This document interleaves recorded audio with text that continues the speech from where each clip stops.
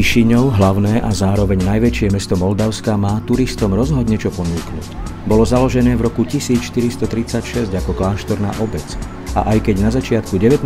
storočia malo iba 7 000 obyvateľov, dnes je ich viac ako 664 700. Je považované za najzelenšie hlavné mesto východnej Európy s najväčšou rozlohou parkov.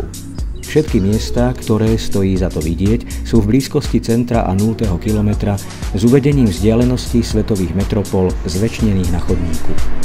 Oproti na bulvár Stefan Cel Mare stojí mestská radnica. Mesto je plné mladých ľudí, študentov Slobodnej medzinárodnej univerzity Moldavska.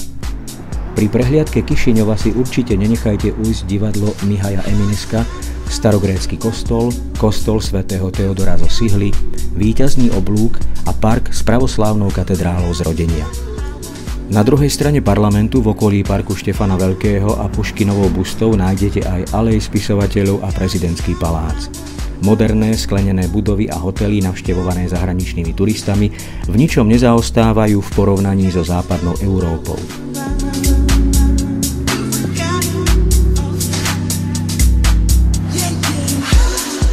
Dostať sa do Moldavska nie je zložité.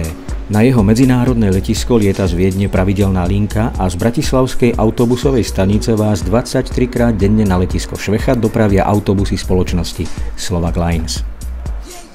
V apríli 2015 sa v Kišiňove konal aj medzinárodný maratón, ktorý organizátori premenili na skutočný sviatok.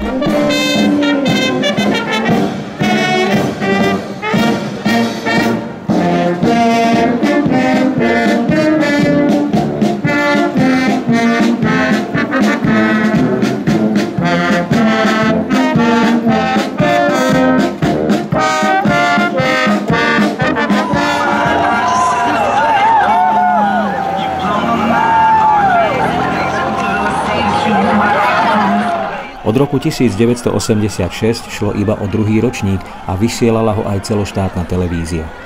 Keďže sú takéto preteky považované za jeden z najlepších spôsobov, ako podporiť šport medzi obyvateľstvom, pretekalo sa na rôzne vzdialenosti. Maratónu na 42 km a polmaratónu sa mohli zúčastniť bežci starší ako 18 rokov a 10-kilometrového behu účastníci nad 16 rokov. Na záver sa konal aj beh pre radosť na 3 km, ktorý bol bez vekového obmedzenia a zaznamenávania výsledkov. Táto exhibícia bola zábavou pre všetkých, čo sa zúčastnili tohto skvelého podujatia.